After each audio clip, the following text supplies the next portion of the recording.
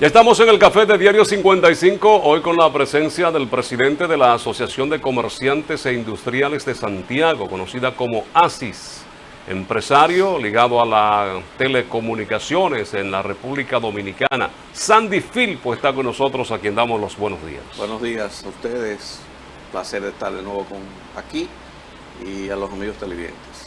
Sandy, desde el sector empresarial, ¿cómo ven ustedes? Ayer y comentábamos nosotros publicaciones que ha estado haciendo el gobierno pro industria, pro consumidor, quiero decir, comparando cómo anda la inflación con relación a países, los cuales a veces uno dice, estas comparaciones son odiosas, pero estamos hablando de la canasta familiar, de los productos, los cuales la gente tiene mucho más demanda, haciendo comparaciones con Estados Unidos, donde tenemos un país con más poder adquisitivo que el que podamos tener nosotros. ¿Cómo ustedes ven estas publicaciones que se están haciendo? ¿Cuál es tu análisis? La verdad que es un error comparar, sobre todo con Estados Unidos, que es un país que tiene un per cápita mucho más alto que nosotros.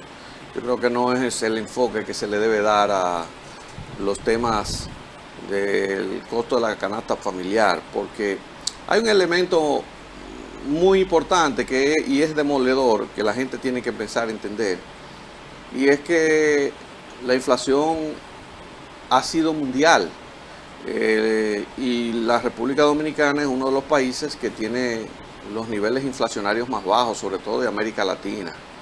Y cuando tú lo comparas con países iguales a nosotros, como el caso, y sobre todo caso de Salvador, el mismo caso de Guatemala, nosotros estamos primero por encima del crecimiento y por debajo en el costo de la vida.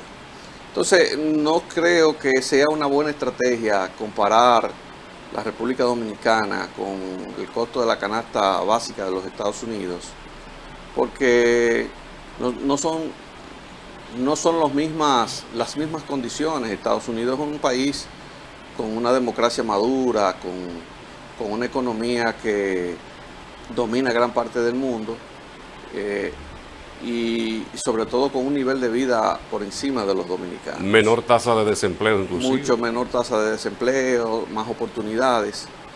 Y esto hace muchas veces que los impactos que tienen que ver con el nivel de vida pues sean mayores que y en esto está la canasta básica. Sin embargo, República Dominicana, pese a la situación que hay alrededor del mundo, ha podido sortear una crisis y ha podido crecer dentro de esa crisis, o sea, ha podido avanzar. Nosotros somos un país hoy que contamos con una gran inversión extranjera, 3.000, 4.000 millones de dólares en el año de inversión extranjera, una gran cantidad de remesas, exportaciones que van avanzando todos los días y van creciendo, y yo no creo que corresponda a una línea gubernamental el hecho de comparar dos países con una diferencia tan grande, cuando precisamente, como te he dicho, hay herramientas que se pueden contrarrestar para hacerle entender a la población que el tema del costo de la canasta básica se debe en muchos casos a cómo han aumentado sobre todo las materias primas. Si tú hablas del corredor que tiene que ver con todos los cereales, esto ha aumentado considerablemente producto de la guerra. Y esto es lo que la gente debe hacérsele entender, aunque muchas veces, por más que tú expliques esto, la gente cuando va al supermercado ve una realidad y no entiende, porque nosotros empezamos a tener memorias muy frágiles. El ser humano tiene una memoria frágil y muchas veces no se acuerda de aquellas cosas que pasó y solamente ve la inmediatez. En Santiago, el crecimiento en el área comercial e industrial va similar al país, ¿estás por encima o por debajo de la media? Sí, no, en Santiago estamos creciendo en términos de inversión extranjera. Hoy tenemos todos los parques de zona franca prácticamente llenos y con muchas solicitudes. Yo creo que el trabajo que se está haciendo a nivel de Proindustria también es un trabajo que hay que reconocer la labor de su director, y qué bueno que sea una gente de Santiago que haya tenido un tan buen desempeño, porque esa disponibilidad, por ejemplo, en el Parque Víctor Espaillá no hay espacio. Hoy tú solicitas el que te vas a instalar ahí, tienes que ponerte en una lista de espera y las naves se están haciendo a demandas. O sea, y muchas de esas empresas están pagando por adelantado para su construcción. Y eso, pero también eso está pasando en los demás parques. O sea, nosotros tenemos un crecimiento en lo que es el sector de zona franca, pero también lo tenemos a nivel de la industria. Y es un trabajo que hay que, de seguridad, la gente siente la seguridad de estar en una sociedad organizada, como es la que nosotros vamos en camino a. ¿Cómo impacta el crecimiento de la zona franca, que es el tema que estamos tratando ahora? ¿Impacta realmente en el nivel de calidad de vida de los santiaguenses? Porque hay una percepción de que el que trabaja en zona franca no es bien remunerado. No, mira, lo primero es que tú tienes que ver, estudiar el contexto social de los países. El flagelo más, aparte de la educación y la salud, la necesidad más básica del ser humano es tener un empleo. Y tener un empleo significa el que puedan haber plazas para que la persona pueda contar con una posición de trabajo que le permita el sustento diario. Luego, entonces ya cuando tú tienes, por ejemplo, como sociedades como Estados Unidos, que andan en un 3 o 4% del empleo, llegó inclusive a tener un porcentaje mucho más bajo de ahí. En el caso de nosotros, andamos con 10, 11%. Cuando tú tienes, por ejemplo, sociedades como la nuestra, entonces ya tú tienes que ver hacia empleo de calidad. El caso de Zona Franca ha pasado de todo lo que fue hacer manufacturas a una serie de empleos de calidad que tienen que ver con programación de software, que tiene que ver con elaboración de equipos médicos, construcción de impresos, empaques, que tiene que ver con una materia prima, una mano de obra especializada, que no es simplemente con el tabaco, que también tiene que tener. Y no creo que hoy por hoy los empleos de zona franca sean tan poco remunerados como antes.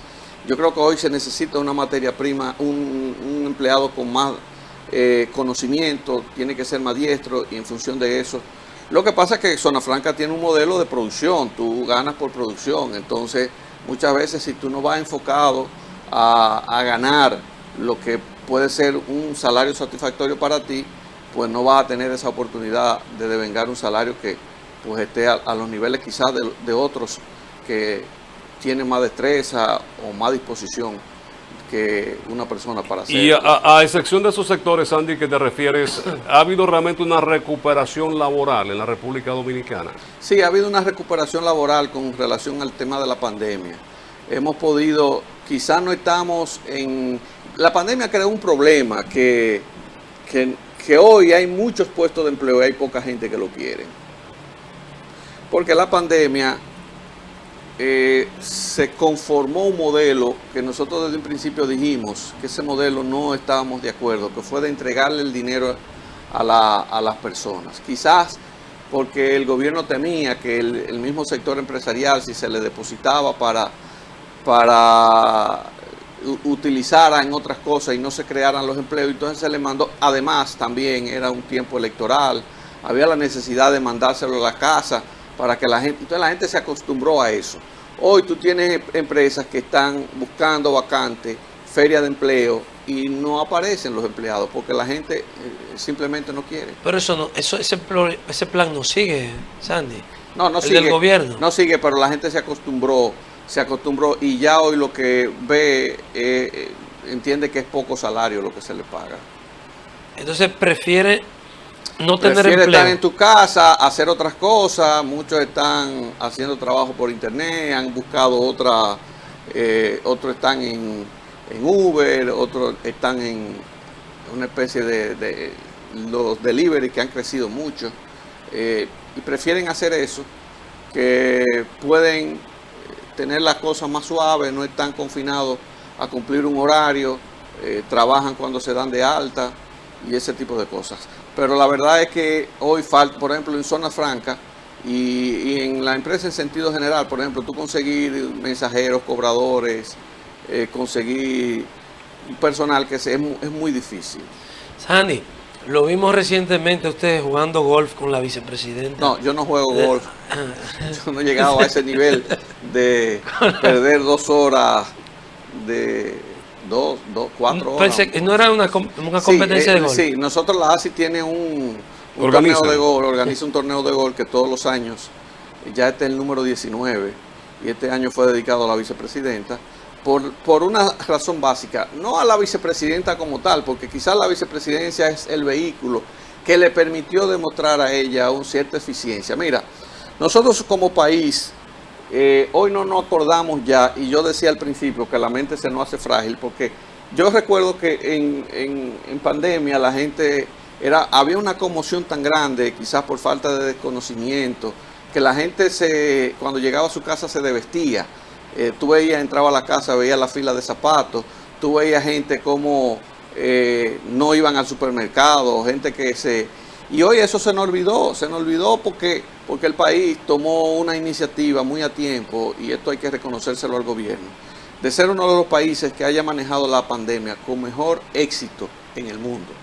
Yo creo que el modelo que nosotros usamos ha sido un modelo de reconocimiento por los organismos internacionales y por otros países, porque realmente hubo una acción inmediata que produjo que el país pudiera abrir en menos tiempo y que pudiéramos reintegrarnos. Otros países todavía hoy están recibiendo los efectos de un mal manejo sanitario. Y yo creo que esto la vicepresidenta tuvo mucho que ver con la persona, la dedicación.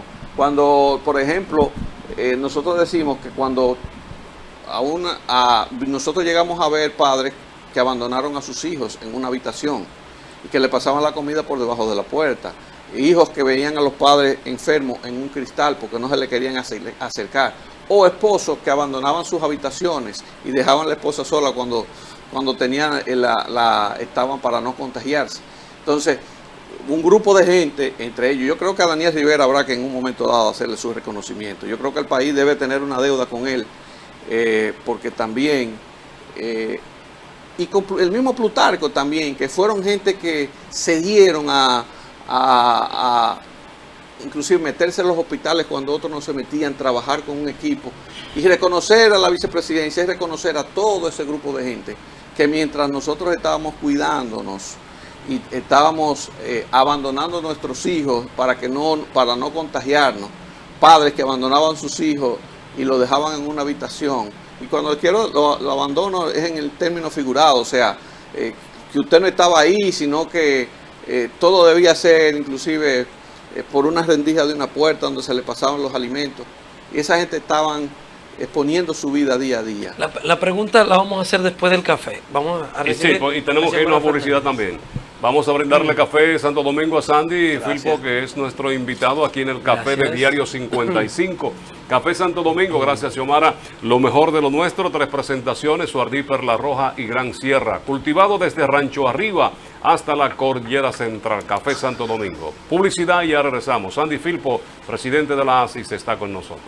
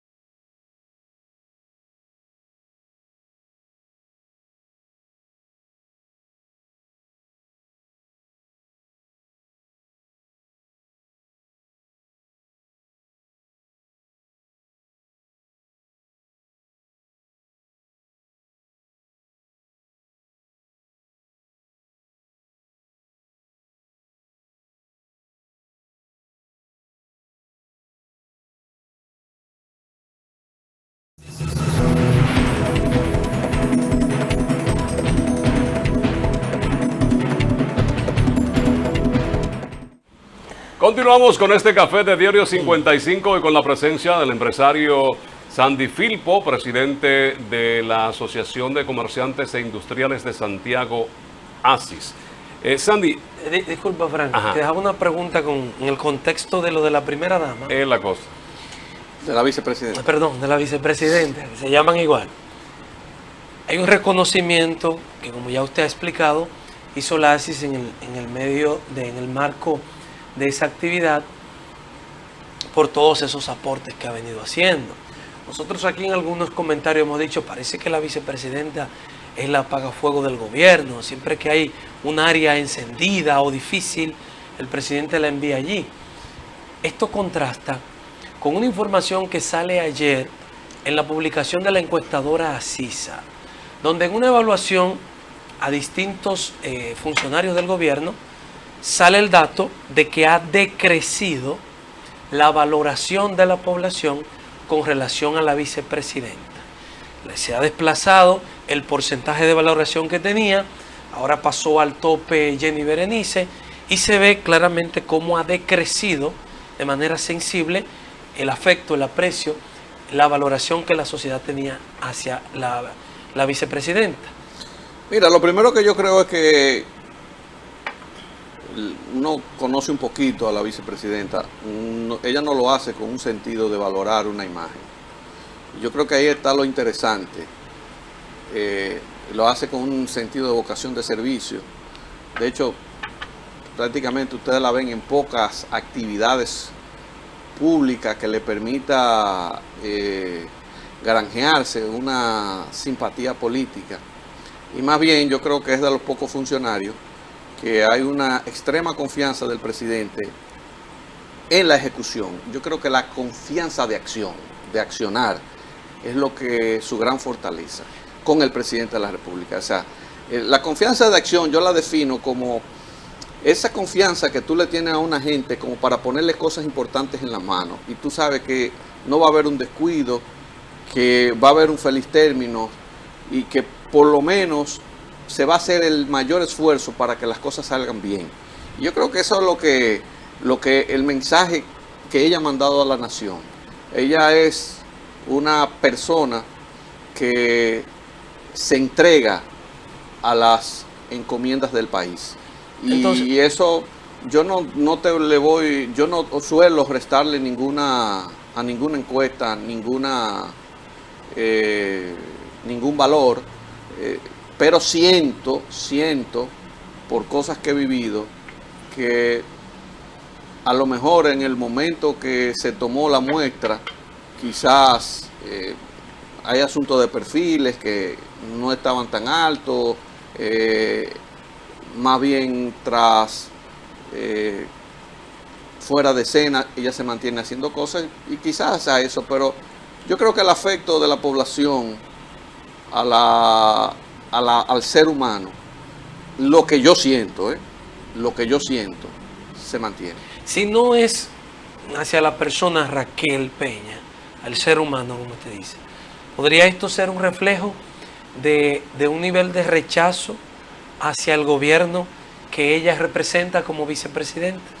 Mira, hay un asunto de los gobiernos y es que cuando el costo de la vida, por más justificaciones que tenga, aumenta, la gente es muy difícil que asimile todo lo otro. O sea, es como, por ejemplo, un alcalde puede hacer, está encasillado, los alcaldes siempre están encasillados a tres cosas: lo que es tránsito, basura y ornato. Tú puedes hacer muchas cosas, mucho más importantes que esas, pero si esas tres cosas tú no las haces bien, pues obviamente la población te valora por esas tres cosas. Entonces así mismo son los gobiernos. La gente, hay un dicho que dice: la gente piensa con el estómago. Y yo creo que mientras la gente entienda que aquí hay una situación internacional donde hay un costo de la vida que, si es verdad que ha aumentado en el mundo entero, no se le hagan comprender a la gente con una buena comunicación de que esto es un asunto mundial y que hoy República Dominicana es de los menos afectados en términos del costo de la vida, y se le explique con claridad, pues la gente no lo va a entender. Porque al final de cuentas, yo creo, mira, por ejemplo, este gobierno, yo puedo decir que es el gobierno que más ha invertido en Santiago. Nosotros tenemos unos 60.000 millones de pesos en obras, que una ejecutada, otras que se están por ejecutar. Y yo digo, bueno, pero es que si Santiago no vota por este gobierno, que le ha hecho tantas cosas, entonces, o sea, no hay un proceso de valoración de un gobierno. Mira, tú coges Santiago y tú dices, mira, Santiago, te hicieron la Avenida Francia. Está la 1.100 millones en el saneamiento de la cañada de Gurabo. El gobierno te está invirtiendo en el teleférico y en el monorriel 8.000 millones de pesos. Hay una inversión que inclusive fuimos nosotros que se la solicitamos, que es el centro histórico, que son 1.100 millones de pesos también. Y hoy en ejecución de obra hay unos 20.000 millones de pesos. Y hay una proyección para invertir 60.000 millones de pesos en todo lo que es Santiago, en las obras que se están evaluando, Entonces, yo digo, bueno, la acción gubernamental a nivel de Santiago, y estoy hablando como santiaguero, no soy para nada político, ni tengo... la acción gubernamental ha sido respondida en Santiago, que es lo que nosotros hemos pedido. Nosotros pedimos siempre que se nos inviertan algo por lo menos cerca de lo que nosotros aportamos, y hoy en obras se están haciendo. Parece que no es suficiente eso. Parece que no, parece que la población,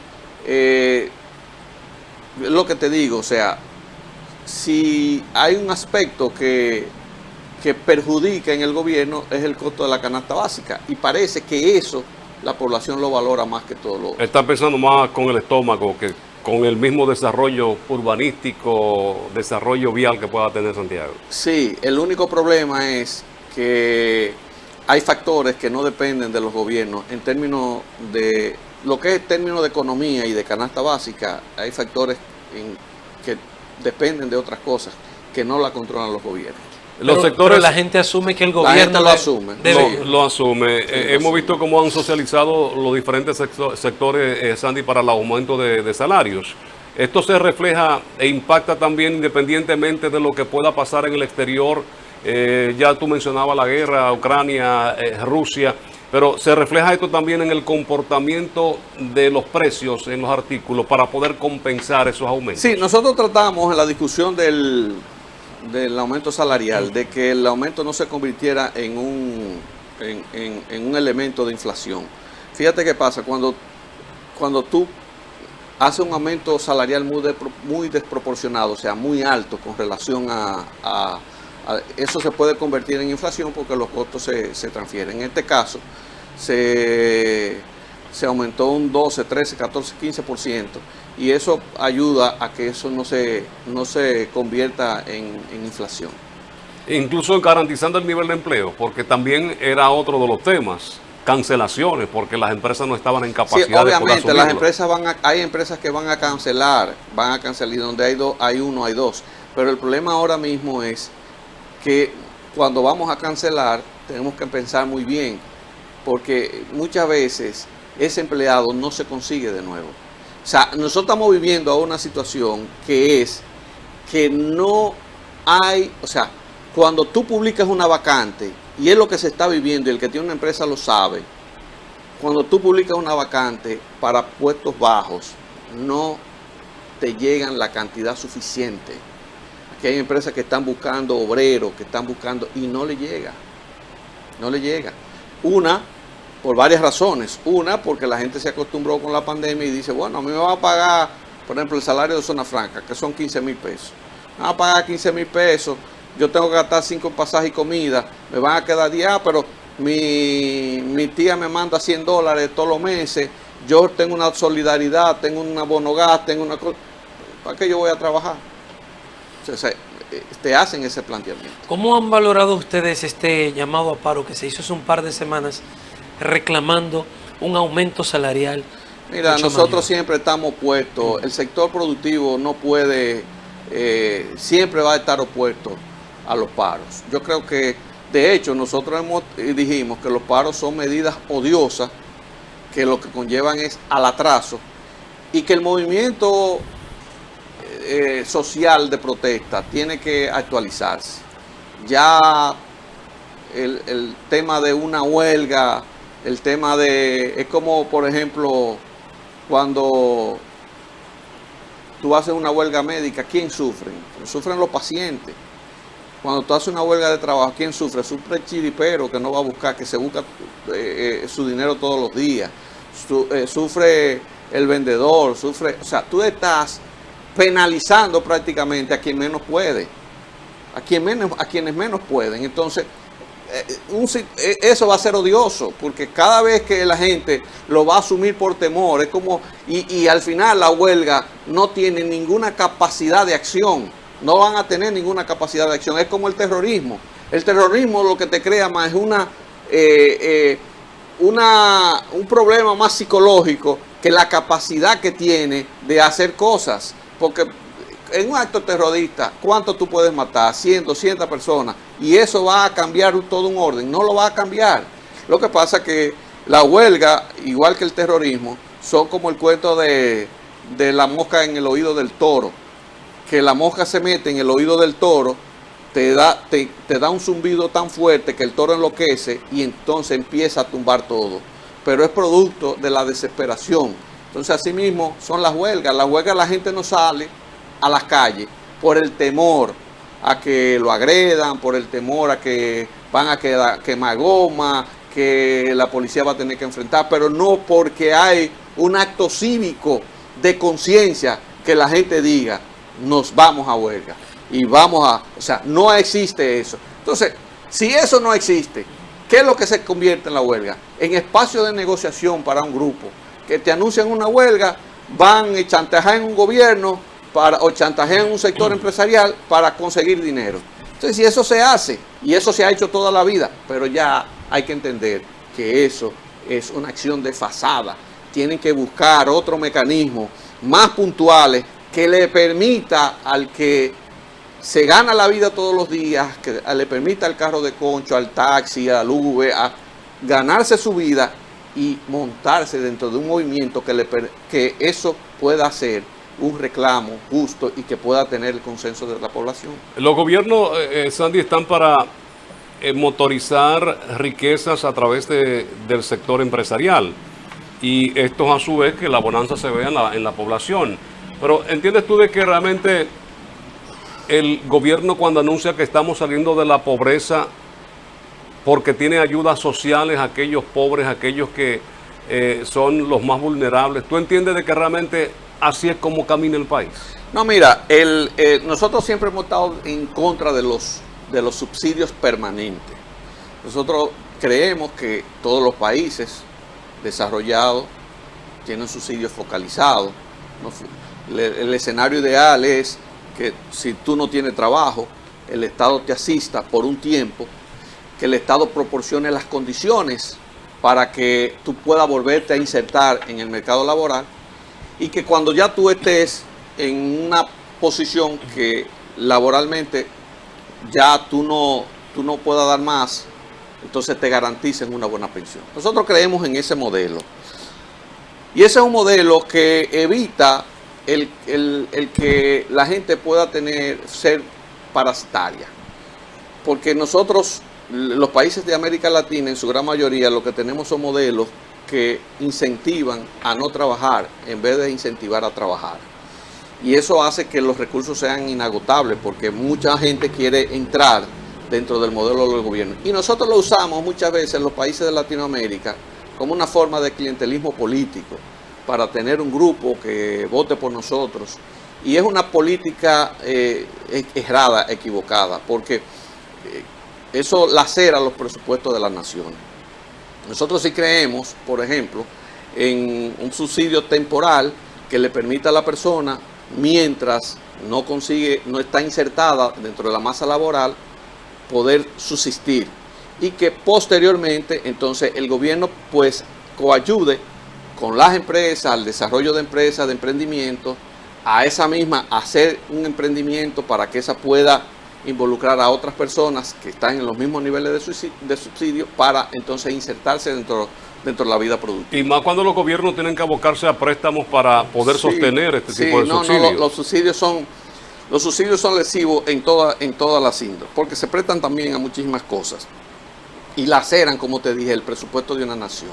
Mira, una de las discusiones que el mundo está teniendo ahora es con el tema de la robótica, que tú sabes que se van a quedar, 113 mil millones de personas van a quedar desempleadas y se van a crear otras 120 mil empleos diferentes. Pero uno de los problemas que está viendo el mundo en estos momentos es cómo esas personas que ya no van a integrarse, no se van a reintegrar a la vida laboral, cómo poder ayudar a que ellos subsistan. Y se está hablando de una renta universal donde permita que esa renta universal es una especie de subsidio de los países, pero los recursos se lo están tratando de implementar con un impuesto al robot. O sea, para que eso pueda generar una sustitución de esa mano de obra y que le permita a esa persona que no se va a integrar dentro de la vida laboral. Porque los empleos se están especializando. Mira, ahora mismo teníamos una empresa que estaba solicitando 300 programadores. Apenas se pudieron conseguir 30 de 300. Porque se está buscando un nivel de especialización. Y nosotros lo que quisiéramos es influir en las personas para decirles que tienen que prepararse, que estamos enfrentando una cuarta revolución industrial y que esa revolución industrial va a transformar todo lo que es el conocimiento y todas lo que son las profesiones. Por ejemplo, Harvard ha hecho un estudio de las 942 profesiones, ocupaciones o oficios, y de esas 942, casi más de 450 van a desaparecer o se van a transformar. Entonces, hay que irse a esa transformación. Entonces, los subsidios regularmente, si no están bien enfocados, bien focalizados, se convierten en una carga para el presupuesto de cualquier nación. Los combustibles en la República Dominicana, ese es el precio que deberían estar al día de hoy. Mira, nosotros no hemos hecho un análisis del precio de los combustibles porque son varias variables que se toman en cuenta. Hay algunas que bajan, pero cuando una baja, otra sube. Entonces, yo lo que creo es que nosotros debemos encaminarnos aún no siendo productores de petróleo, a un sistema transparente y una modificación de la ley de hidrocarburos. Eso debiéramos tratarlo en un momento dado, y yo creo que cuando se trate el tema de una reforma fiscal, una eventual reforma fiscal que necesariamente debe venir después de las elecciones, gane quien gane, y nos sentemos a discutir el país que queremos en los próximos 20 años desde el punto de vista fiscal, pues esto va a tener que ser abordado. El sector inmobiliario en crecimiento, Sandy, pero sí, hoy sí. Cada día se hace más difícil usted poder meterle mano a una vivienda, a un apartamento. Sí, porque regularmente hay una gran franja de la población que nosotros tenemos un déficit habitacional de 1,5 millones de viviendas aproximadamente, o eso era lo que había, pero hay una franja de la población que paga entre 7 y 25 mil pesos de renta. Con eso usted puede pagar un préstamo. El problema de esa persona es el acceso al inicial. Entonces, tú no tienes un acceso a inicial porque no tienes los 800 mil, los 500 mil, los 600 mil pesos juntos para poder hacerte de esa vivienda. Y ahí entonces vienen los fideicomisos, pero el fideicomiso es un proceso muy lento porque a veces tú no puedes ahorrar y pagar la renta al mismo tiempo. Entonces lo que ahorra y paga la renta al mismo tiempo es muy poco. Entonces si te ponen a pagar 10 mil pesos, tú juntas el inicial de 700 mil pesos en 70 meses.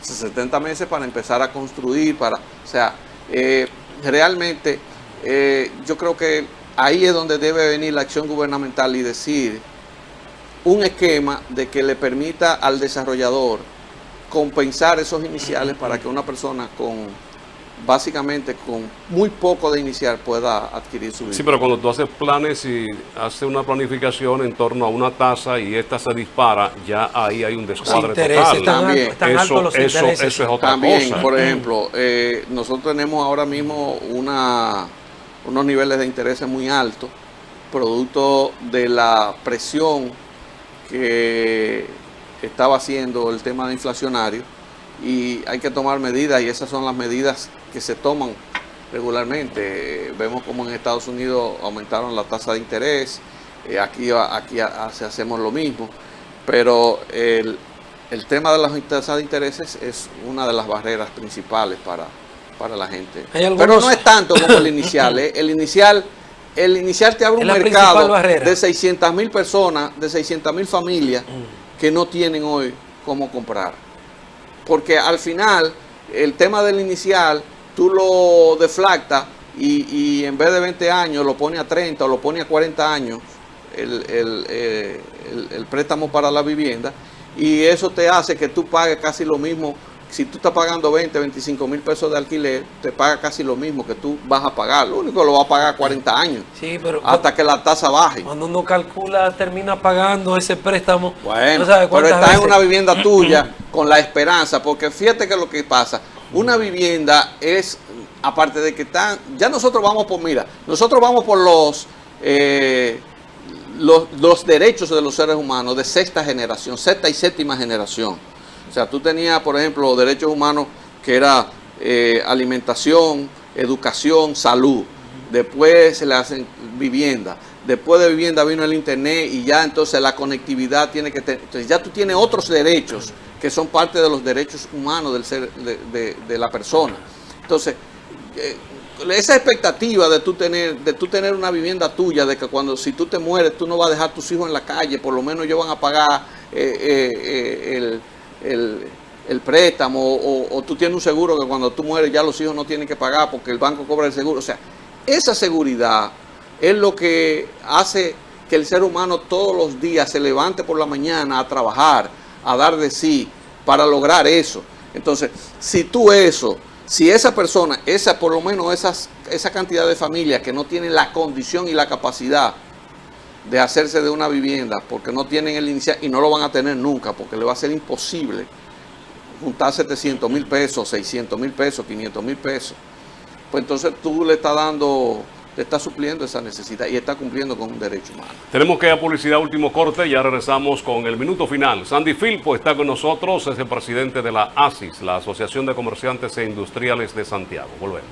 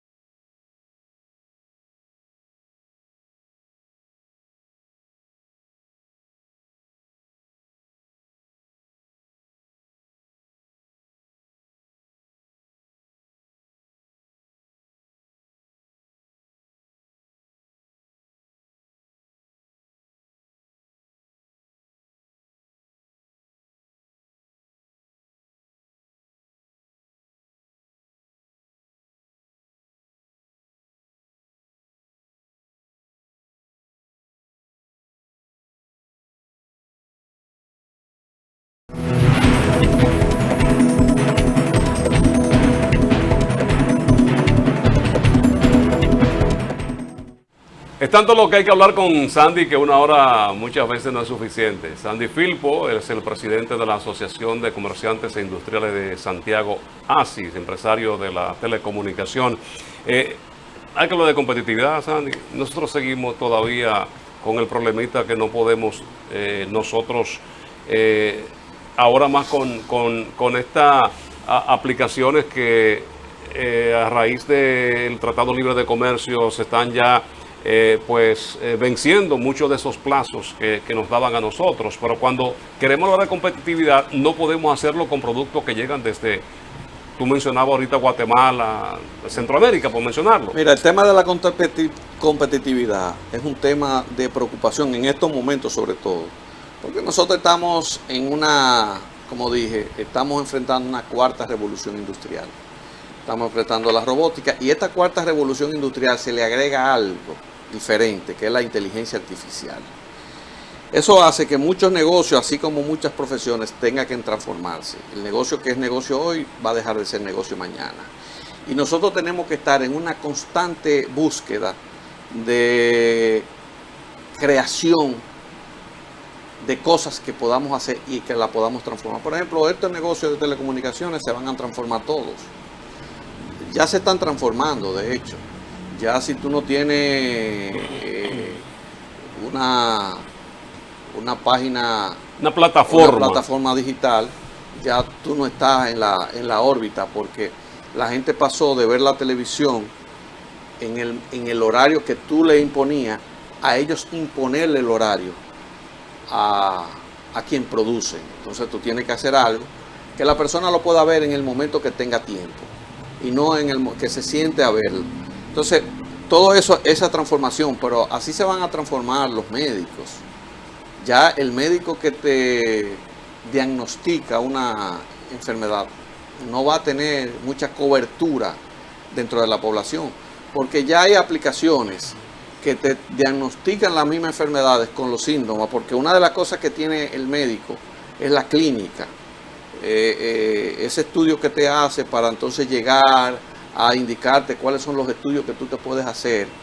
Ya hay aplicaciones que hoy te analizan cientos de miles de documentos de casuística y te dan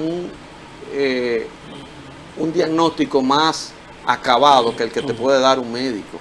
Entonces ya el médico va a tener que dedicarse a hacer procedimientos, pero en hacer procedimientos, por ejemplo, el médico que es cirujano también hoy está frente a un gran reto, porque ya tú tienes la cirugía robótica y el robot es mucho más preciso que el pulso del médico.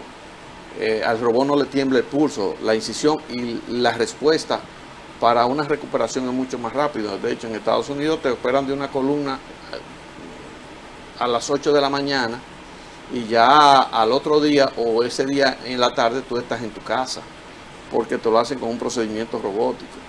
Menos invasivo. Menos invasivo. Entonces todo eso conlleva a que tengamos que pensar en cómo hacernos competitivos.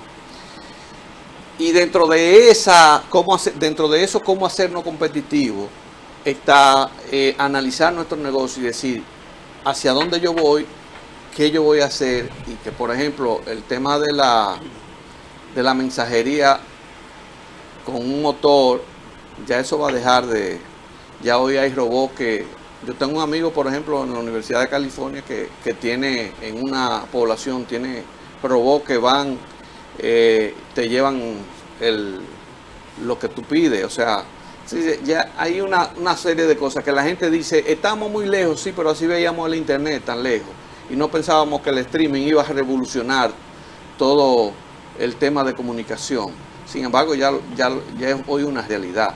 Entonces, tenemos que, el país necesariamente debe hacer una especie de cumbre que permita decir hacia dónde van los negocios, qué tenemos que hacer para que nuestros negocios puedan, porque de hecho ya el esquema tradicional de hacer negocios ya no va a existir. Sandy, brevemente, estamos ya sobre el tiempo. Hay uno de los proyectos que está desarrollando el gobierno, que ustedes han sido de los principales promotores, el desarrollo del centro histórico, el rescate, remozamiento del centro histórico.